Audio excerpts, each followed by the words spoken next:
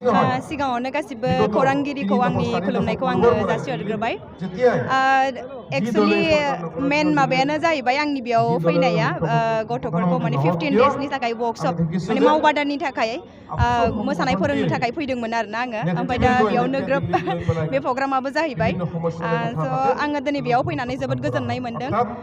बा आंनि गथ'फोरनि जि सोलोंथाइ बेखौबो बेयाव दिन्थिफुंनो मोननानै आं जोबोद गावखौनो माने गोजोननाय मोनदों आरोना।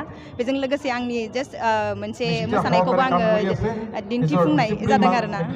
नोंथाङा सासे डेन्सार हिसाबै फैबाय थानाय जेनेरेसनफोरखौ नोंथाङा मा मेसेज होनो सानो? आङो बेखौनो बुंनो सानो जे फ्राय माने जोंनि माबाफ्राव माने समाजफ्राव बेखौनो सानो जे मानसिफोरा जे मोसानाया मोनसे इन्जयमेन्ट बा मोनसे इन्टारेस्टआव लायो आरोना। खिन्थु एक्चुअलि बे नङा, मोसानायाबो मोनसे इडुकेसनसो।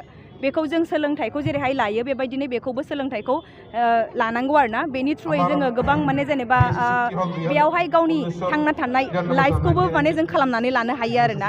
ओंखायनो आं बेखौनो बुंनो सानो जे जायफोरा जि माने आयदायावनो थायाथों मानो, मोसानायानो जा, मेथाइ खननायानो जा, बा गुबुन बिथिं आयदायावनो जा, बेखौ मोजाङै माने गोसो होनानै सोलोंनांगौ आरो गावनि मावनांगौ खामानिखौ माने मोजाङै मावफुंनांगौ होननानै आं बेखौ सानो आरोना।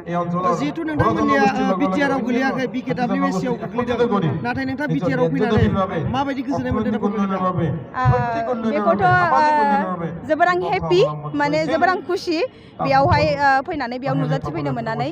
मानो होनोबा जेनेबा बिटिआर आरो जोंनि जेनेबा नन बिटिआरफ्राव माने एसे आलादा जायो माबाफ्रा, होनबाबो गासिबो इकुवेल बिदिथ' बुंनो हाया जे बिदि नङा होननानै। होमबाबो आं बेयाव फैनानै जोबोर हेपि मोनदों, गोजोननाय मोनदों, बयनिबो अननाय मोनदों आङो।